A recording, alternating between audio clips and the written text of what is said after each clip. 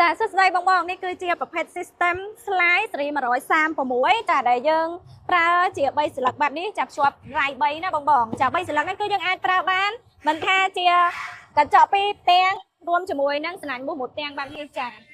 ហើយចំពោះរ៉ៃដែលយើងប្រើប្រាស់នេះគឺជាប្រភេទរ៉ៃ3ដែលរ៉ៃ3នេះគឺយើងអាចទ្រាប់អ៊ីណុកបានដើម្បីឲ្យកាន់តែរលូនកាន់តែ smooth យើងប្រើទៅច្រើនឆ្នាំក៏មិនមានសម្លេងរំខានចារ៉ៃគឺយើងមានជាប្រភេទរ៉ៃរៀបនិងរ៉ៃស្មើចាហើយក៏ប្រើប្រាស់ជាមួយនឹងកង់ចាកង់គឺយើងមាន3ប្រភេទផងដែរកង់2កង់4និងកង់6ចាកង់គឺជ័រស្វិតស្រោបអ៊ីណុកចាអត់ច្រេះហើយគុណភាពខ្ពស់មានលក្ខណៈ smooth ខ្លាំងមែនតើពេលដែលយើងធ្វើការប្រើប្រាស់នៅលើរ៉ៃចាចំពោះកង់នេះយើងមានកង់ខាងលើផងដែរបងចា system 136ហ្នឹងគឺយើងអាចធ្វើបានបន្ថែមរ៉ៃបាន1បាន2ទៀតចាយើងអាចប្រើបានរ៉ៃ4រ៉ៃ5ផងដែរអញ្ចឹងបងតាក់ទងមកកាន់ CY Droid Window បានលើផ្លូវ217ចំការដងចិត្តសាលាខណ្ឌដង្កោឬក៏ធ្វើការតាក់ទងមកកាន់លេខទូរស័ព្ទដែលមានផុសវីដេអូនេះចាអរគុណបាយបាយ